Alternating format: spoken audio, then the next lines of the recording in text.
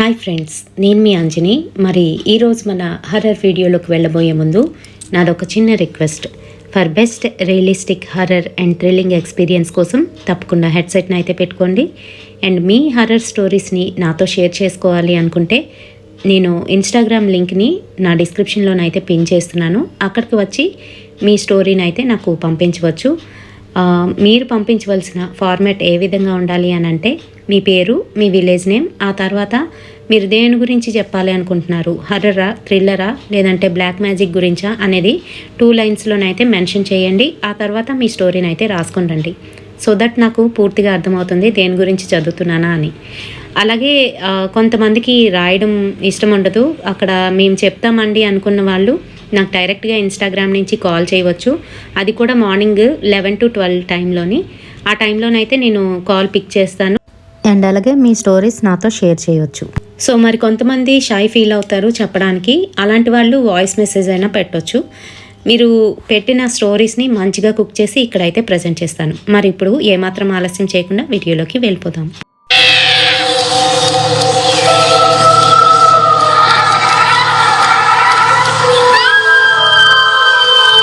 మరి వీడియోలోకి వెళ్ళబోయే ముందు మీ అందరికీ కూడాను అడ్వాన్స్ హ్యాపీ న్యూ ఇయర్ అండి.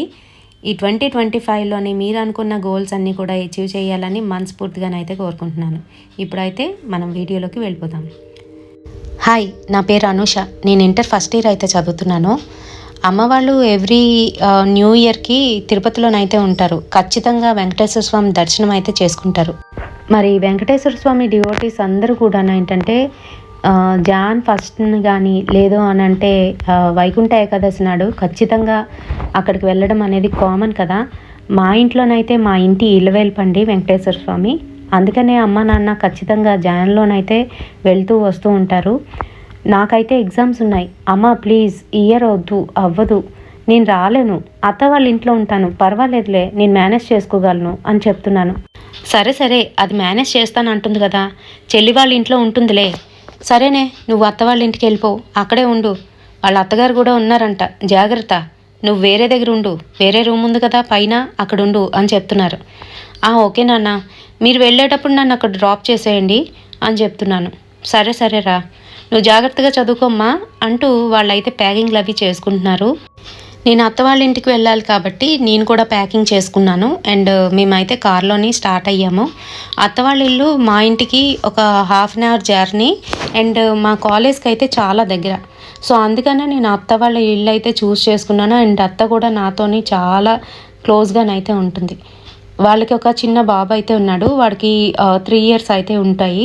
సో నాకు వాళ్ళ ఇంట్లో ఫుల్ ఫ్రీడమ్ అండ్ అలాగే నాకు హ్యాపీగానైతే ఉంటుంది. అమ్మ వాళ్ళు ఊరు వెళ్ళిపోయినా కూడాను నేను అక్కడి నుంచి కాలేజ్కి వెళ్ళొచ్చు, ఎగ్జామ్ అటెండ్ అవ్వచ్చు అని చెప్పేసి నేనైతే అత్త వాళ్ళ ఇంటికి వెళ్ళగానే అత్త వచ్చేసాను అంటూ అత్తనైతే గట్టిగా హక్ చేసుకున్నాను.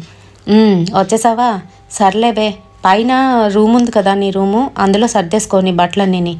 అండ్ పక్కనే మా అత్తయ్య గారు ఉన్నారు. అటుపక్క కాస్త కూడా వెళ్ళకు, ఎప్పుడైనా ఏదైనా కావాలి అని అంటే నేను చెప్తాను, అప్పుడు వెళ్ళిద్దు కానీ అని చెప్తుంది.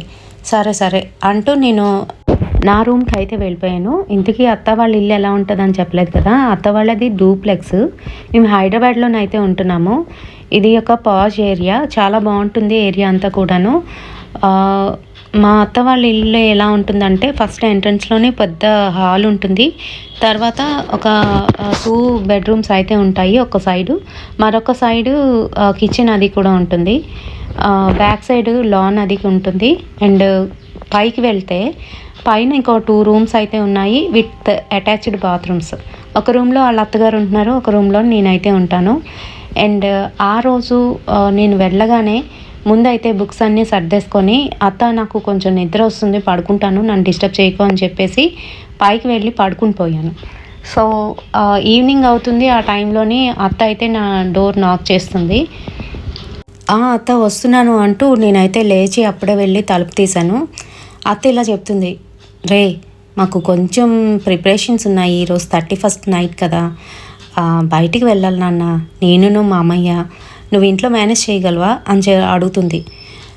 మేనేజ్ చేస్తాను, ఏముంది వాడిని చూసుకోవాలి అంతే కదా అని అంటూ ఉంటే, వాడిని చూసుకోవడం పెద్ద కష్టమేమీ కాదులే, వాడు పడుకుని పోతాడు, నీ పక్కనే పడుకోబెట్టేసుకో, పక్కన అత్తయ్య ఉంది కదా, అత్తయ్య ఏమైనా మధ్యలోని లెగిచి ఏమైనా అడిగితే ఇచ్చేసేయమ్మా అని చెప్తుంది. అయ్యో అత్త, దానికి అంతలాగా ఫీల్ అయిపోవాలా, ఇస్తానులే పర్వాలేదు, నేను చూస్తాను, ఐ కెన్ హ్యాండిల్ అని చెప్తుంది. సరే నాన్న, నీకేమైనా కావాలంటే ఫ్రిడ్జ్లో ఉన్నాయి తీసుకో, అండ్ అలాగే ఎక్కువ లేట్ నైట్ చదువుకొని ఉండిపోకు, వాడు పక్కన పడుకో, జాగ్రత్త, ఎల్లుండి కదా నీకు ఎగ్జాము అని అడుగుతుంది. అవునత్త ఎల్లుండే. సరే సరే అయితే ఇంకా డబ్బులు ఏమైనా కావాలా అని అడిగింది.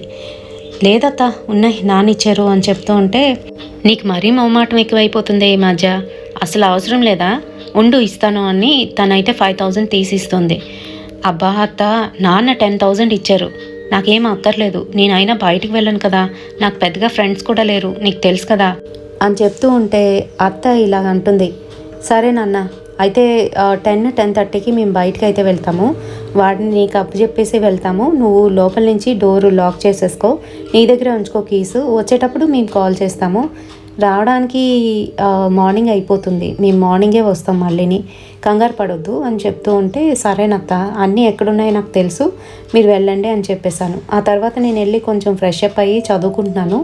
ఈలోగా అత్త నైట్కి కావాల్సిన డిన్నర్ అంతా కూడా ప్రిపేర్ చేసేసింది మా కోసం. నాకు చింటుగాడికి డైనింగ్ టేబుల్ మీద పెట్టేసి వాళ్ళ అత్తగారికి అయితే తినిపించడానికి వెళ్ళింది. ఎందుకంటే వాళ్ళ అత్తగారు మంచం మీదే ఉంటారు, లేవలేని స్థితి. సో ఆవిడకైతే తినిపించడానికి డాబా మీదకి అయితే వెళ్ళింది. ఈలోగా నా వైపు తిరిగి చింటుగాడు ఇలా అంటున్నాడు. వాడు నన్ను అక్క అనే పిలుస్తాడు, వదిన అని పిల్లడు. అక్క, అమ్మ నాన్న ఎక్కడికి వెళ్తున్నారు అని అడుగుతున్నాడు. ఎక్కడికి వెళ్ళర్రా, నీకెవరు చెప్పారు వాళ్ళు బయటికి వెళ్తున్నారని అని అంటే, లేదు ఇందాకలా అమ్మ నాన్నతో మాట్లాడినప్పుడు నేను విన్నాను, అమ్మ పార్టీకి అంటుంది అని చెప్తున్నాడు. చచ్చా, అలాంటిదేం లేదు, పార్టీ చేసుకున్నా వాళ్ళ ఇంట్లోనే చేసుకుంటారు, మన ఇద్దరం ఈరోజు ఆడుకోవాలి కదా, అందుకే కదా నేను మీ ఇంటికి వచ్చాను, మరి నువ్వు నాతో ఉండవా, డాబా మీద ఉండవా అని అడుగుతుంది. ఆహా, నీతోనే ఉంటాను, నీ దగ్గరే ఆడుకుంటాను, మనం పెద్దవాళ్ళ పార్టీలోకి వెళ్ళకూడదు కదా అని చెప్తున్నాడు. సరే మరి గబగబా తినేసేయి, మన ఇద్దరం వెళ్ళి ఆడుకొని అప్పుడు పడుకుందాం, ఓకేనా అని చెప్తే, సరే అక్క అంటూ గబగబా తింటూ కిందనైతే వంపేస్తున్నాడు. ఈలోగా నేను కూడా ఫినిష్ చేసేసి పైకి అయితే వెళ్ళిపోయిన వాడిని తీసుకొని అత్త కుస్తీలు పడుతూ వాళ్ళ అత్తగారికి తినిపించేసి శుభ్రంగా క్లీన్ చేసేసి నా దగ్గరికి వచ్చి ఇలా చెప్తుంది. మా అత్తయ్య గారికి ఏమైనా కావాలి అని అంటే ఆవిడ గట్టిగా కేకేస్తుంది కానీ మనకి వినిపించదు. అలాంటప్పుడు ఆవిడ పక్కనున్న కాలింగ్ బెల్ని అయితే కొడుతుంది. వెంటనే వెళ్ళమ్మా, ఏం కావాలన్నా కూడా ఇవ్వు, పెద్దగా ఏమీ అడగదులే, రాత్రిపూట కదా, మంచినీళ్ళు అయితే అడుగుతారు, పక్కనే ఉన్నాయి తీసి కొంచెం పట్టేసి ఆ తర్వాత మళ్ళీ ఆవిడని పడుకోబెట్టే అని చెప్తుంది. సరేనత్త, పర్వాలేదు, నేను చూసుకుంటానులేండి అని చెప్తూ, చింటుగాడు ఏం చేస్తున్నాడు అని అంటే, కొంచెం ఆడుకుంటున్నాడు, వాడిని ఆడుకోబెట్టి పడుకోబెట్టేస్తానులేండి అని చెప్తే, సరే తల్లి, వెంటనే నేను కూడా డిన్నర్ కంప్లీట్ చేసేసి మామయ్య నేను ఇద్దరం కలిసి వెళ్తున్నాము, జాగ్రత్త అని చెప్తుంది. సరే అత్త, అంత కంగారు పడవలసిన అవసరం ఏముంది అని అంటే, అదేం లేదమ్మా, పక్కింట్లోని కొంచెం డిస్టర్బెన్స్ అంతే, ఈ నైట్ టైము ఎవరైనా పిలిచినట్టు అనిపించినా నువ్వు కిందకి రాకు, పైనే ఉండండి అని చెప్తుంది. ఏంటి అత్త ఇలా చెప్తుంది? సరే అత్త, ఓకే అని చెప్పేసి నేనైతే చింటుగాడిని ఆడిస్తున్నాను. ఈలోగా అత్త మావయ్య ఇద్దరు రెడీ అయ్యి వెళ్ళిపోయారు. వాళ్ళు వెళ్తూ నాకైతే తాళం వేసుకోమని చెప్పింది. సో నేను కిందకు వచ్చి జాగ్రత్తగా తాళం వేసేసి పట్టుకొని పైకి అయితే వచ్చేసాను.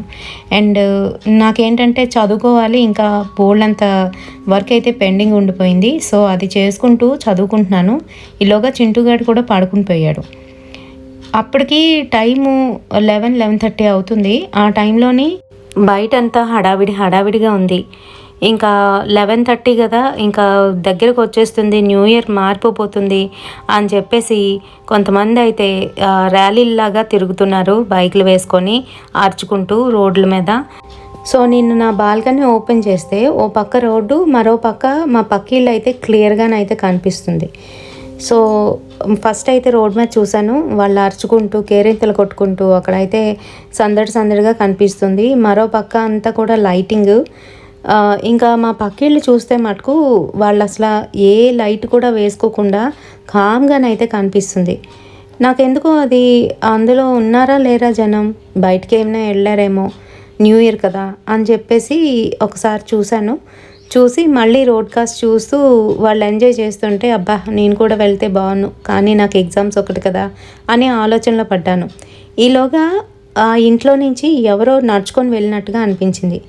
ఓ ఎవరో ఉన్నారు ఇందులోని అని అనుకొని మళ్ళీ ఒకసారి ఆ ఇంటికాసి చూసేసరికి అక్కడ నాకు ఆపోజిట్లోని ఎవరో నించొని నాకాసే చూస్తున్నారు.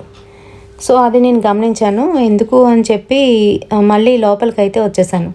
బాల్కనీ డోర్ అయితే వేసేసాను. వేసుకొని మళ్ళీ చదువుతున్నాను. ఈలోగా మా డోర్ ఎవరో నాక్ చేస్తున్నట్టుగా అనిపించింది. అది కూడా ఫ్రంట్ సైడ్ డోర్ కాదు, బ్యాక్ యార్డ్ నుంచి ఎవరో డోర్ నాక్ చేస్తున్నట్టుగా అనిపించింది. అది కింద నుంచి వినిపిస్తుంది. ఎవరి టైంలోని అని చెప్పి అత్త మాటలు గుర్తొచ్చాయి. ఎవరు డోర్ కొట్టినా తెరవద్దు అని చెప్పింది కదా, సరే అని చెప్పి నేను కామ్గానైతే ఉన్నాను. ఓ పక్క భయం వేస్తుంది కానీ ఓ పక్క ధైర్యంగానైతే నా రూమ్ లాక్ చేసేసుకొని అలానే ఉన్నాను. ఇంకొంతసేపటికి ఏంటంటే ఆ శబ్దాలు చాలా ఎక్కువగా వస్తున్నాయి. ఎవరు తలుపులు బద్దలు కొట్టేస్తున్నారేమో అనే అనిపించింది. నాకు చాలా భయం వేసింది. అసలు ఒకసారి కిందకి వెళ్దామని చెప్పి గబగబా మెట్లు దిగి కిందకి వెళ్ళి డోర్ దగ్గరికి వెళ్ళేసరికి ఆ సౌండ్స్ అన్నీ ఆగిపోయాయి. అక్కడ మరి ఎటువంటి సౌండ్స్ లేవు. నేను జాగ్రత్తగా వెళ్ళి కిటికీలో నుంచి తొంగి చూస్తున్నాను, అటుపక్క ఎవరైనా కనిపిస్తున్నారా ఏంటి అని. అక్కడ ఎవరూ కనిపించట్లేదు. మా పక్కిళ్ళు మటుకు కనిపిస్తుంది. సరే ఇక్కడ ఎవరు లేరు అని చెప్పి మళ్ళీ వెనక్కి తిరిగి వచ్చేస్తుంటే మళ్ళీ ఎవరు డోరు గట్టిగా బాగుతున్నారు. అంతే, నా గుండె జారి కిందకు వచ్చేసినట్టు అనిపించింది. బాబోయ్ అనుకుంటూ మళ్ళీ జాగ్రత్తగా వెళ్ళి తలుపు తీయాలా వద్దా, అసలు అయినా కిటికీలో నుంచి ఎవరూ కనిపించట్లేదు, ఎవరు కొడుతున్నారు అని మళ్ళీ తొంగి చూస్తున్నాను. అక్కడ ఎవ్వరూ కనిపించలేదు. నాకు ఇంకా భయం వేసి అక్కడ ఉండకూడదురా బాబు అని చెప్పి మెల్లగా అడుగు వేసుకుంటూ వంటగదిలో నుంచి బయటికి వచ్చి మెట్లయితే ఎక్కుతున్నాను మా రూమ్లోకి వెళ్ళిపోవడానికి. ఈలోగా పైన మా వాళ్ళ అత్తగారు నించొని ఉంది. ఆవిడ చూడడానికి చాలా సన్నగా, ఇంకా జుట్టు అది కూడాను కట్ చేసేయడం మూలన బాబ్డీ హెయిర్ అయితే ఉంటుంది. ఇంకా ఆవిడ కనుగుడ్లు అవన్నీ కూడాను బయటికి వచ్చేసినట్టుగా అయితే ఉంటాయి. ఆవిడ పళ్ళు కూడాను బాగా ఊడిపోయి అక్కడ ఉండడం వలన చూడ్డానికి అది భయంకరంగా ఉంటుంది. అసలు లెగలేని పరిస్థితిలో ఉన్న ఆవిడ అక్కడికి వచ్చి నించోవడం ఏంటి, పైగా నన్ను చూస్తూ వికారంగా అని నవ్వుతూ దా దా అని చెయ్యి పెట్టి పిలుస్తుంది. అది చూసేసరికి నాకు భయం వేసి గట్టిగానైతే అరిచేసా. అంతే, మా చింటుగాడు లోపల నుంచి ఏడ్చుకుంటూ అక్క ఎక్కడున్నావు అని గట్టిగా అరుస్తున్నాడు. వస్తున్నాను చింటూ అంటూ పైకి వెళ్దామని గబగబా అడుగులు వేసేసరికి పైనున్న ఆవిడ కనిపించలేదు. ఎక్కడ వెళ్ళింది ఈవిడేంటి ఇలా చేస్తుంది అమ్మో అనుకుంటూ భయపడుతూ ఆవిడ రూమ్ వైపు వెళ్ళి చూసేసరికి ఆవిడ తన రూమ్లోనే పడుకొని ఉంది. ఇప్పుడే వచ్చింది, ఎలా వెళ్ళిపోయింది అని భయపడుతూ చింటు దగ్గరికి వెళ్ళేసరికి చింటుగాడు గట్టిగా ఏడ్చేస్తున్నాడు. ఎక్కడికి వెళ్ళిపోయావు అక్క, నాకు భయం వేసింది అని ఏడుస్తున్నాడు. ఏం లేదు చింటూ, ఏం లేదు నాన్న అంటూ వాడిని ఎత్తుకొని కాస్త అలా అటు ఇటు తిప్పి నా రూమ్లోని బాల్కనీ వైపు అయితే తీసుకువెళ్ళా.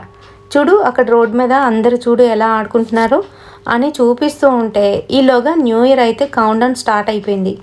అందరూ ఇంకా కౌంట్ డౌన్ అయితే స్టార్ట్ చేశారు.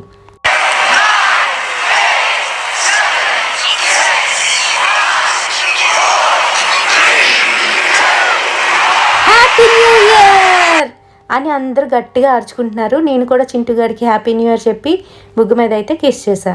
వాడు కూడా కిస్ చేస్తూ హ్యాపీ న్యూ ఇయర్ అక్క అంటూ అక్కడ ఎవరో మనల్నే చూస్తున్నారు అని పక్కన అయితే చూపించాడు. అంతే, అక్కడ చూసేసరికి ఆ ఇంట్లోని మా వాళ్ళ అత్తగారు నించొని నాకాసే చూస్తుంది. ఆవిడిప్పుడు క్లియర్గా కనిపిస్తుంది. మా ఇంట్లో ఉండవలసిన ఆమె అక్కడికి ఎలా వెళ్ళింది, పైగా మా కాసు చూస్తుందేటి, ఏమైనా రిఫ్లెక్షన్ పడి నాకు అలా కనిపిస్తుందా అని కళ్ళు నులుపుకుంటూ మళ్ళీ చూసేసరికి అక్కడ ఎవరూ లేరు.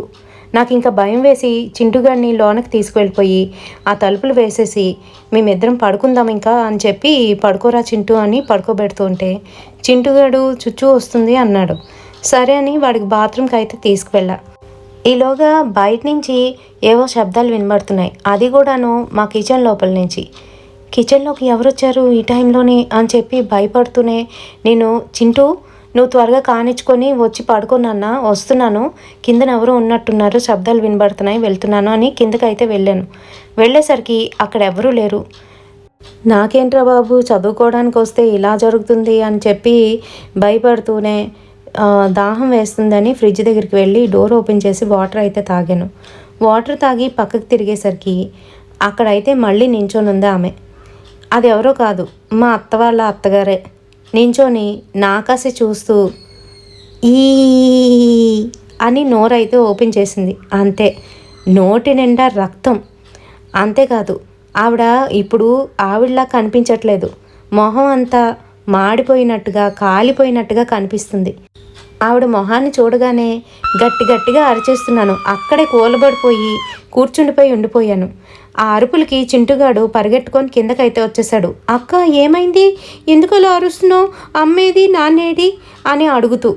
చింటూ చింటూ ఆగు నాన్న అంటూ చింటూనైతే గట్టిగా పట్టుకున్నాను. ఈలోగా అక్కడున్న ఆవిడ కనిపించట్లేదు. నాకు అర్థమైపోయింది ఇదైతే ఆవిడ కాదు అని చెప్పేసి ఇంకా గబగబా చింటూని తీసుకొని డాబా మీదకి అయితే వెళ్ళిపోయాను. ఆ పైన ఆవిడ రూమ్లో చూస్తే ఆవిడ మటుకు ఆవిడ అలానే పడుకుంది. ఏమీ కదలట్లేదు, మెదలట్లేదు. నేనే దగ్గరికి వెళ్ళి చూసి ఏమండి ఏమండి మంచినీళ్ళు తాగుతారా అని అడిగితే ఆవిడ కళ్ళు ఇలా తేలేస్తూ వద్దు వద్దు అన్నట్టుగా సైగ చేస్తుంది. పైగా నా వెనకాల ఎవరో ఉన్నారో అని చూపిస్తుంది. నాకు అర్థం కావట్లేదు. ఏంటి ఏమంటున్నారండి, ఏమంటున్నారు అని అంటే వెనకాతల అని సైగ చేస్తూ చూపిస్తుంది. ఎవరున్నారు అని చెప్పి వెనక తిరిగి చూసుకుంటే ఎవరు లేరు. చింటుగాడికి ఇలా పట్టుకొని చింటు జాగ్రత్త అన్నట్టుగా చెప్తుంది.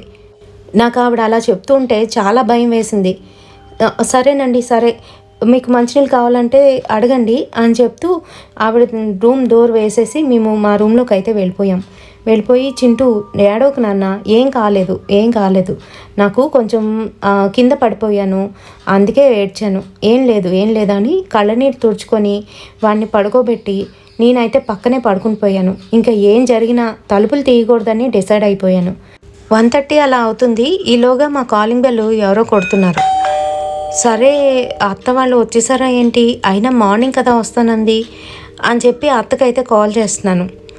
అత్త లిఫ్ట్ చేసి చెప్పు నాన్న, ఇక్కడేం వినబడట్లేదు, చెప్పు అంటూ ఉంటే ఏం లేదత్త, మీరు ఇంటికి ఏమైనా వచ్చారా అని అడుగుతుంటే లేదమ్మా, ఇంటికి ఎవరు రాలేదే, ఎవరైనా వచ్చారా, తలుపు మటుకు తీయకు అని చెప్తుంది, కిందకి దిక్కు తలుపు తీయకు అని చెప్తుంది.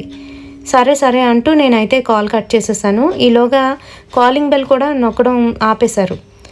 సరే అని పడుకున్నాను. ఈలోగా మా రూమ్లోని ఎవరో వచ్చినట్టు అక్కడ నించొని మా ఇద్దరినే చూస్తున్నట్టుగా అనిపిస్తుంది. చింటుగాడికి బాగా అలవాటు కాళ్ళు చేతులు వేసి గట్టిగా పట్టుకొని పడుకోవడం. ఎవరు మా ఇద్దరిని అబ్జర్వ్ చేస్తున్నారో అని కళ్ళిప్పి చూసేసరికి అక్కడ ఎవరూ లేరు. సరే కదా అని చెప్పి మళ్ళీ కాసేపు నిద్రపోవడానికి అయితే ప్రయత్నిస్తున్నాను. ఈలోగా నా వెనకాతల నుంచి నేను కరెక్ట్గా గోడ పక్కన అయితే పడుకున్నాను. ఆ గోడ లోపల నుంచి ఏవో 2 చేతులు వచ్చి నా పీకను పట్టుకొని గట్టిగా నులిమేస్తున్నాయి. ఆ చేతులు కూడా చూడడానికి బాగా కాలిపోయినట్టు పెద్ద పెద్ద గోర్లతోని చాలా వికృతంగానైతే ఉన్నాయి. నాకు ఊపిరి అందట్లేదు.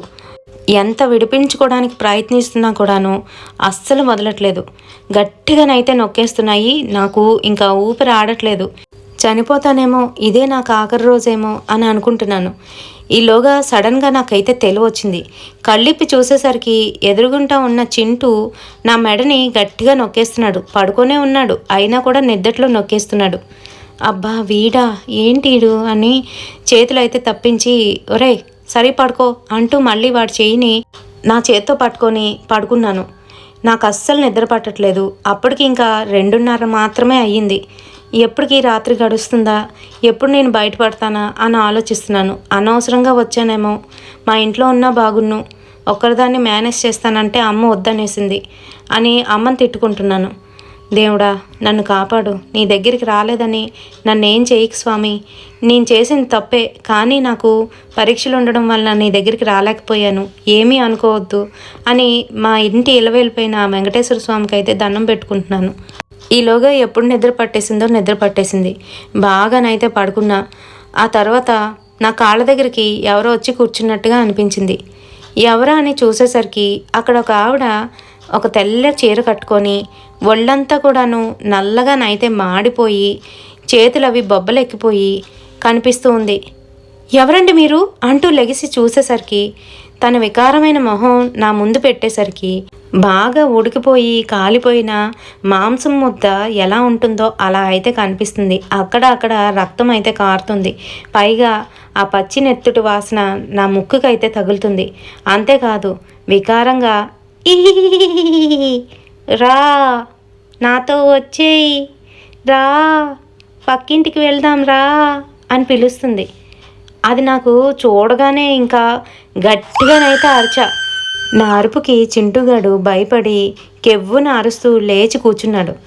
అక్క ఏమైంది, ఎందుకు అలా అరుస్తున్నావు, ఎందుకు అలా భయపెడుతున్నావు అనుకుంటూ. అరిచేనా? లేదురా, సారీరా, ఏమి అనుకోకు, సారీ నాన్న, పడుకో నాన్న, పడుకో అంటూ మళ్ళీ వాడిని అయితే పడుకోబెడుతున్నా. అప్పటికి 3:30 అయితే అవుతుంది. ఇంకా 2 అవర్స్ వెయిట్ చేస్తే తెల్లవారిపోతుంది అని చెప్పేసి నా బుక్స్ అయితే తెచ్చేసుకొని అక్కడ ఒక చిన్న ల్యాంప్ పెట్టుకొని వాడి పక్కనే కూర్చొని చదవడం అయితే మొదలుపెట్టా. ఇంకెటువంటి డిస్ట్రాక్షన్స్ ఉండకూడదని చెప్పేసి చెవుల్లోని కాటన్ పెట్టుకొని నేనైతే చదువుకోవడం మొదలుపెట్టా. అలా చదువుతూనే ఉన్నా. ఎంతసేపు అయిందో నాకే తెలీదు. ఈలోగా నాకు 5 అయితే అయిపోయింది. ఓకే అమ్మయ్య, ఇంకా 5 అయిపోయింది, పర్వాలేదు, కిందకి వెళ్ళి వెయిట్ చేద్దాము, అత్త మామయ్య వచ్చేసరికి ఇంకా వాళ్ళకి ఈ విషయాలన్నీ కూడా చెప్పాలి అని చెప్పి నేను కిందకి వెళ్దాం అనుకుంటే ఇంకా చింటుగాడు పడుకొనే ఉన్నాడు. సర్లే వీడు పడుకున్నాడు, నేను కొంచెం కాఫీ కలుపుకుందామని చెప్పి కిందకి అయితే వస్తున్నాను. అప్పటికి బయటని చూస్తే ఇంకా చీకటిగా కనిపిస్తుంది. ఆ గ్లాసెస్ వల్ల నాకు అలా కనిపిస్తున్నట్టుంది అని చెప్పేసి నేనైతే వంటగదిలోకి వెళ్ళి లైట్ వేసేసరికి అక్కడ వంటగదిలోని స్టవ్ దగ్గర ఎవరో నించొని ఉన్నట్టుగా కనిపించింది అటు సైడ్ తిరిగి. నా భయానికి ఇంకా అవధులు లేవు. ఎలా ఉన్నానో ఏం చేస్తున్నానో నాకే అర్థం కావట్లేదు. భయంగాను అరుస్తూ కేకలు పెడుతూ డాబా మీదకైతే వెళ్ళిపోయాను. వెళ్ళేసరికి అక్కడ చింటుగాడు ఏమీ తెలియనట్టుగా పడుకొని ఉన్నాడు. ఎందుకంటే నేను కాటన్ పెట్టుకునేటప్పుడు వాడి చెవుల్లో కూడా కాటన్ అయితే పెట్టేశాను. సో అమ్మయ్య అనుకుంటూ ఇంకా తలుపు వేసేసి ఇదేంటి 5 అయినా ఇలాంటివి తిరుగుతాయా, ఇలాంటి నెగిటివ్ ఎంటిటీస్ ఉన్నాయా నిజంగానే, అసలు ఇది ఎవరిది అని ఆలోచిస్తున్నాను. ఈలోగా పక్క రూమ్లో నుంచి కాలింగ్ బెల్ అయితే వినబడుతుంది. అయ్యో వాళ్ళ అత్తగారికి ఏదైనా కావాలేమో, కాలింగ్ బెల్ నొక్కుతుంది అని చెప్పి వెంటనే తలుపు తీసుకొని వాళ్ళ రూమ్లోకి అయితే వెళ్ళేసరికి ఆవిడ నాకు ఇలా ఏదో సైగ చేస్తూ అక్కడ ఎవరో ఉన్నారో అని చెప్తుంది. వాటర్ అడుగుతుంది. ఈలోగా నేను వెళ్ళి ఆగండి అంటూ జార్లో వాటర్ తీసి గ్లాస్లో వేసి ఆవిడకి పట్టడానికి లేపి కూర్చోబెట్టా. ఆవిడ కొంచెం నీళ్లు తాగి ఇలా అంటూనే నా ఒళ్ళోని పడిపోయింది. నాకేమీ అర్థం కాలేదు. ఏంటి ఈవిడ చనిపోయిందా లేకపోతే ఏమైంది అంటూ ఆవిడని లేపడానికైతే ప్రయత్నిస్తున్నాను. ఏమీ కదలట్లేదు, ఉలకట్లేదు, పలకట్లేదు. వెంటనే ఆమె మంచం మీద అయితే పడుకోబెట్టేసి నేను ఆ రూమ్లో ఉండకుండా బయటికి అయితే వచ్చేసాను.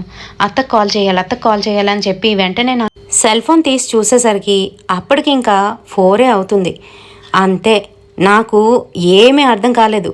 అంటే నా రూమ్లో నా టేబుల్ మీద ఉన్న క్లాక్ తప్పు చూపిస్తుందా ఏంటి అని చెప్పి వెళ్ళి చూస్తే అది అప్పటికి 4 అవుతుంది. అంటే నేనే అలా అనుకున్నానా? ఇంకా నాకేమీ అర్థం కాలేదు. వెంటనే అత్తయ్యకి అయితే కాల్ చేశా. హలో చెప్పమ్మా, వచ్చేస్తున్నాం, రిటర్న్ అవుతున్నాం తల్లి, ఏంటి ఏమైనా ప్రాబ్లం అయిందా అని అంటే మీ అత్తగారు అని ఆయాసంతోనైతే నేను చెప్పడానికి ప్రయత్నిస్తున్నాను, కానీ నా నోట్లో నుంచి ఒక్క మాట కూడా బయటికి రావట్లేదు. త్వరగా రండి అత్త, త్వరగా రండి, అత్తగారు ఏంటో పడిపోయారు, మీ అత్తయ్య గారు పడిపోయారు అని చెప్తున్నాను. అత్తయ్య పడిపోయిందా? వస్తున్నానమ్మా, వస్తున్నామని ఏమండి త్వరగా ఫాస్ట్గా డ్రైవ్ చేయండి అని చెప్తుంది అత్త పక్క నుంచి. ఈలోగా కాల్ కట్ చేశా. నాకేమీ అర్థం కావట్లేదు. చింటుగాడి దగ్గరికి వెళ్ళి తలుపులన్నీ బిడాయించుకొని ఆయన్ని గట్టిగా పట్టుకొని నేను అలానే ఉండిపోయాను. ఈలోగా అత్తయ్య అలా అయితే వచ్చేసారు. అప్పటికి 1 అవర్ అయితే పట్టేసింది. 5 అయితే అయిపోయింది. అత్తయ్య కాలింగ్ బెల్ కొడుతుంటే మెల్లగా కిందకి వెళ్ళి తలుపులు అయితే తీసేసా. అత్తయ్య వచ్చి ఏమైంది అని అంటే, మీ అత్తయ్య గారు అని చెప్తున్నాను పైకి చెయ్యి చూపిస్తూ. వెంటనే ఇద్దరు అయితే పైకి వెళ్ళారు. వెళ్ళి చూసేసరికి వాళ్ళ అత్తయ్య గారు నిజంగానే చనిపోయి ఉన్నారు. ఆవిడకి ఆ రోజు ఏమైందో ఏంటో నాకు ఎవ్వరికీ అర్థం కాలేదు. ఇంకా అత్తయ్య మామయ్య నన్ను అడగడం మొదలుపెట్టారు. అసలు ఏం జరిగింది, ఏమైంది అని అన్నీ అడుగుతున్నారు. నేను జరిగినవన్నీ కూడా చెప్తున్నాను. నేను భయపడిన విషయం కూడా చెప్పాను. అలా చెప్పేసరికి అత్తయ్య ఒకసారి షాక్ అయిపోయింది. అని అప్పుడు మామయ్యని తిట్టడం మొదలుపెట్టింది. మీకు అందుకే చెప్పాను, కొత్త ఇల్లు బాగుంటుందని చెప్పి ఇక్కడికి తీసుకొచ్చారు.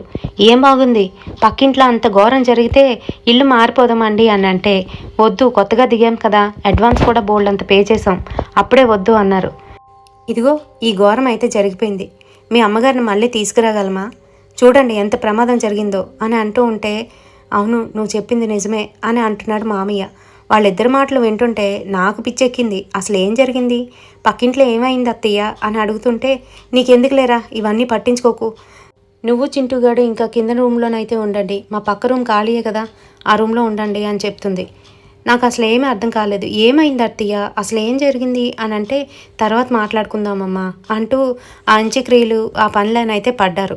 ఈలోగా అమ్మ నాన్న కూడాను వెంటనే హుటాహుట్టిన ఫ్లైట్ చేయించుకొని రిటర్న్ అయితే వచ్చేసారు. వాళ్ళు అక్కడ దర్శనం చేసుకొని ఆ రోజు రిటర్న్ అయిపోవడం చాలా మంచిదైంది. నేను ఇంకా ఆ ఇంట్లో ఉండకూడదురా బాబు అని అనుకున్నాను. అలానే జరిగింది. ఆ తర్వాత మా ఇంటికి వచ్చేసిన తర్వాత ఒక 3-4 రోజుల తర్వాత నాకు ఈ విషయం అయితే తెలిసిందండి.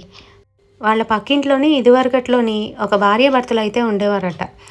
వాళ్ళిద్దరూ ఎప్పుడూ కొట్టుకోవడం తిట్టుకోవడం ఇవన్నీ కూడా కామనే.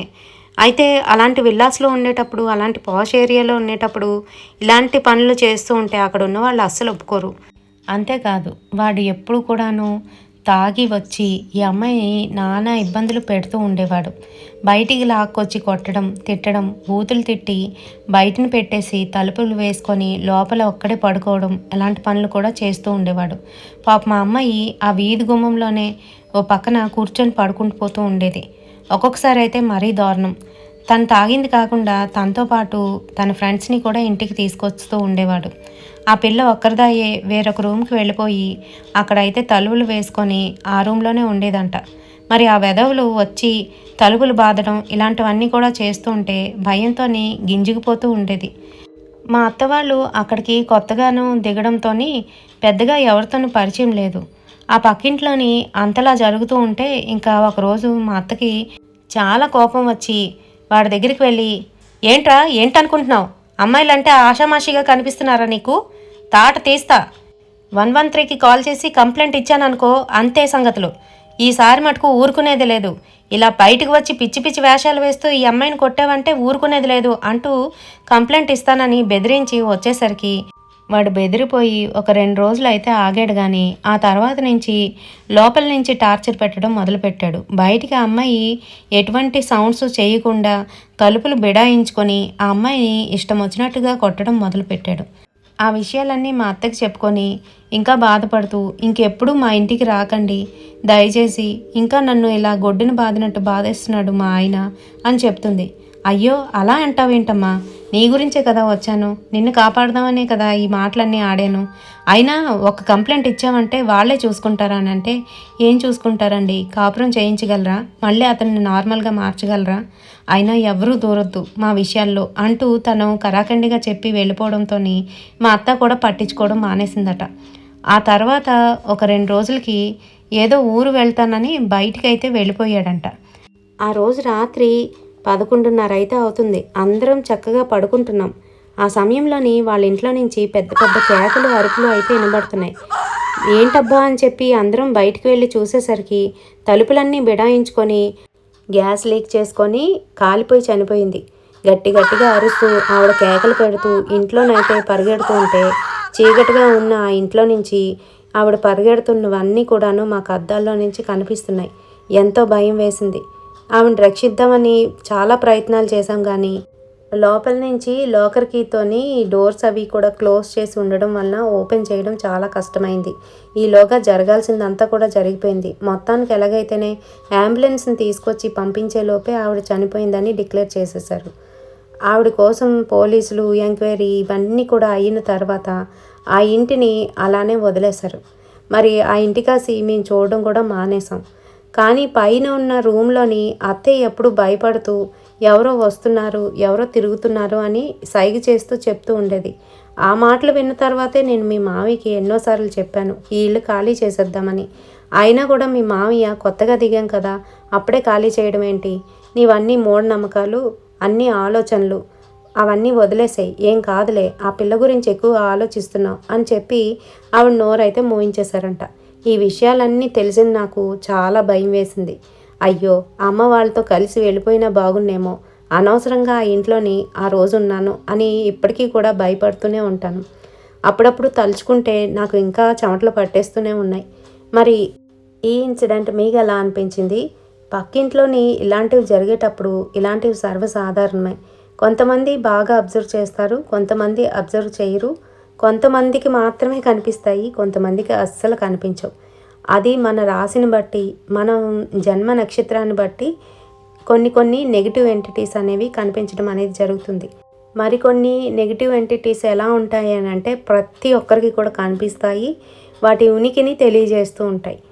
అవి మంచివా కాదా అనేది పక్కన పెడితే బతికున్న వాళ్ళు అలాంటి వాటిని చూస్తే ఖచ్చితంగా భయపడడం కామన్. ఇంకొక విషయం ఏంటనంటే అవి మనకు అనుభవంలోకి వస్తేనే వాటిని మనం నమ్ముతాం, లేకపోతే అప్పటి వరకు మనం కూడా నమ్మము. మరి ఈ హర్రర్ ఇన్సిడెంట్ మీకు ఎలా అనిపించింది? న్యూ ఇయర్ రోజున ఇలాంటివి కూడా జరుగుతాయా? నిజంగానే జరుగుతాయండి, జాగ్రత్తగా ఉండండి. రేపటి సరికొత్త హర్రర్ ఇన్సిడెంట్తో మళ్ళీ మీ ముందుకు వచ్చేస్తాను. Until then bye.